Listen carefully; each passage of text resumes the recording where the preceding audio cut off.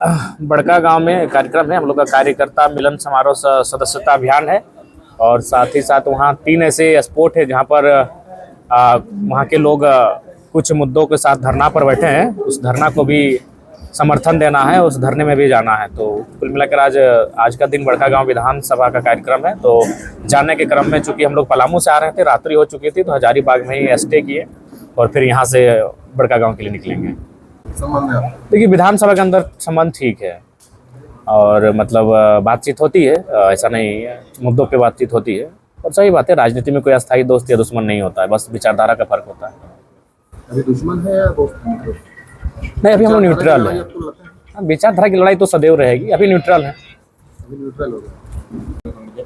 एक बरही से आया था, शायद आपके संज्ञान में होगा। एक सरकारी डॉक्टर ने निजी नर्सिंग होम में रेफर किया था और एक सदर अस्पताल का मामला था जहां पर 1 घंटे तक दरवाज़ा खटखटाने के बाद भी गायनो वार्ड का ओटी का दरवाज़ा नहीं खुला था। जेबी केसेस हजारीबाग से लेकर हमलावर नहीं दिख रही। देखिए, थोड़ा सा समय लगेगा क्योंकि हजारीबाग एक शहरी क्षेत्र है और सत्य को स्वीकार करने में हम लोग कभी संकोच नहीं किए हैं। तो शहरों में थोड़ा सा हम लोग का जो सांगठनिक प्रभाव है वो अन्य क्षेत्रों की तुलना में थोड़ा सा अभाव दिखा है। तो निसंदेह हम लोग यहाँ जैसे अपने संगठन को दुरुस्त करेंगे, इसमें तमाम जन मुद्दों के साथ हम लोग मुखरता के साथ दिखेंगे।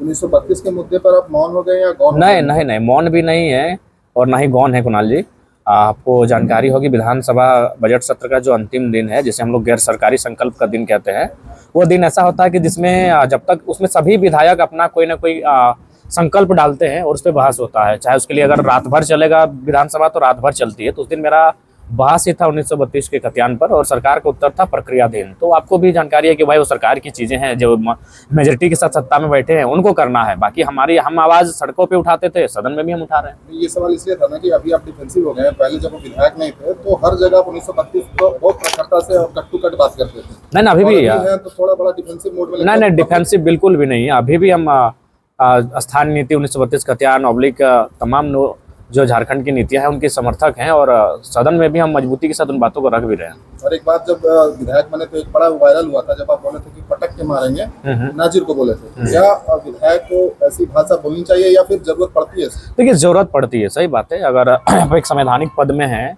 या फिर अगर एक सामान्य नागरिक भी हैं तो मानव जीवन में दूसरे मानव के लिए आप इस भाषा का प्रयोग कोई भी नहीं करना चाहेगा।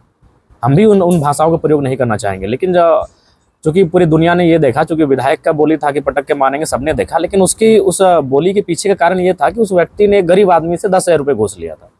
तो स्वाभाविक उसके उस व्यवहार से हमारी वो बोली निकली। अगर वो व्यवहार उसका नहीं होता शायद उस बोली का हम उपयोग नहीं करते।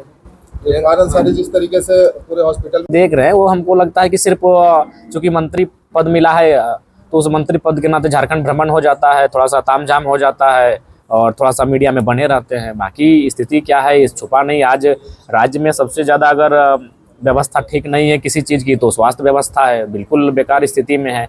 आप चूँकि रांची हम उतना नहीं जाते, धनबाद बराबर जाते हैं, तो वहाँ कई ऐसे कक्ष हैं जहाँ पर आप खड़ा नहीं रह सकते हैं, इतना बदबू आता है। डॉक्टर नहीं है, इंस्ट्रूमेंट्स नहीं है, बहुत सारी शिकायतें हैं। तो उनको दुरुस्त करने के लिए सरकार को सार्थक दिशा में काम करने की आवश्यकता है। जयरामदास जेल कैंप में हम लोग देख रहे हैं कि लगातार हर चुनाव में क्या सुदेश महतो की तरह, अशु की तरह जेल कैंप की हालत हो जाएगी, एक ही चेहरा बनकर रह जाएगा? नहीं, चेहरे तो बहुत सारे हैं। देखिए, रांची में देवेंद्र जी अच्छा नेतृत्व कर रहे हैं। कोई भी मैंने विषय होता है तो महामहिम हो, धरना हो, कोई भी एक्टिव दिख रहे हैं। आपके हजारीबाग में भी हमारे उदय मेहता जी छात्र राजनीति से सक्रिय रहे हैं।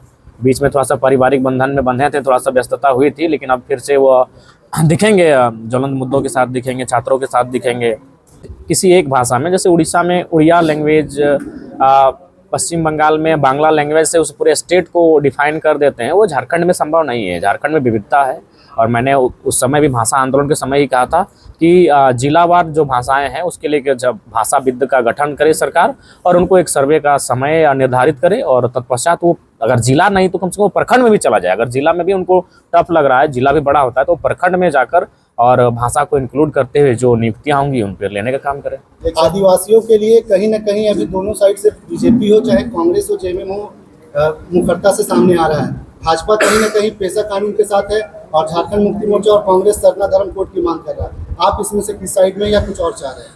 नहीं, निस्संदेह देखिए, सरना धर्म कोड अगर झारखंड के आदिवासी शेड्यूल ट्राइब्स मांग रहे हैं तो कहीं ना कहीं मिलना चाहिए, क्योंकि कर्नाटक में भी ऐसा ही एक दृश्य है, शायद लिंगायत धर्म कोड का है।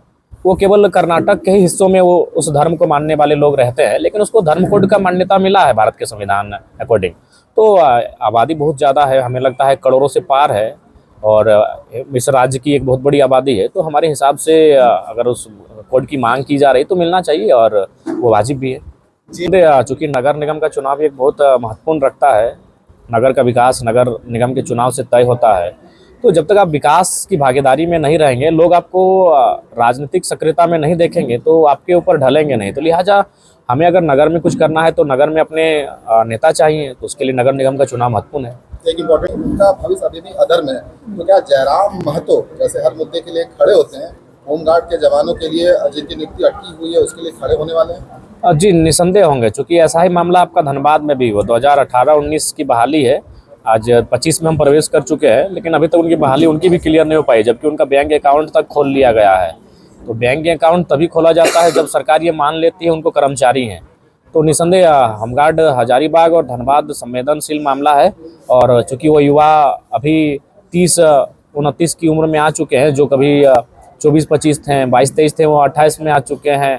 तो उस लिहाज से कहीं ना कहीं उनके साथ हम लोग खड़ा होंगे, और सरकार के साथ हम लोग इस पे वार्ता करेंगे।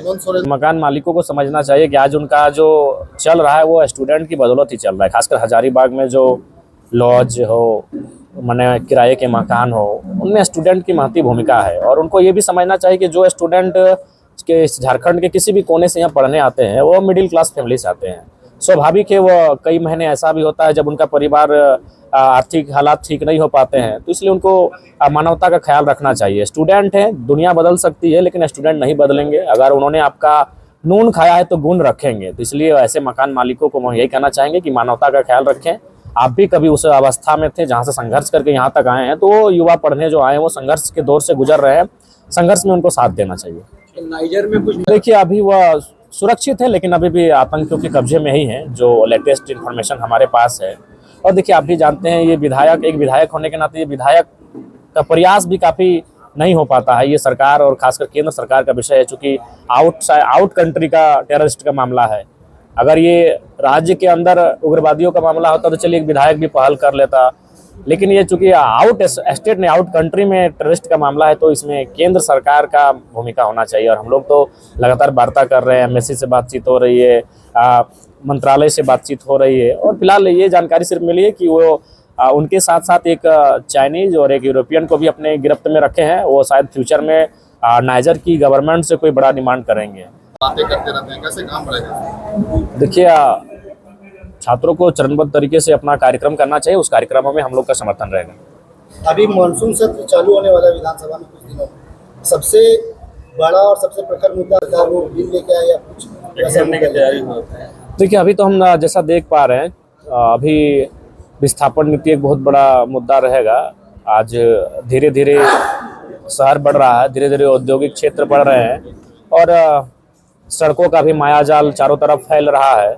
उस हिसाब से रैयतों की ज़मीनें भारी संख्या में ली जा रही है। बड़का गांव जहां जाएंगे वहां हमको लगता है कि सारे मुद्दे जो है वो विस्थापन से जुड़े हुए रहेंगे।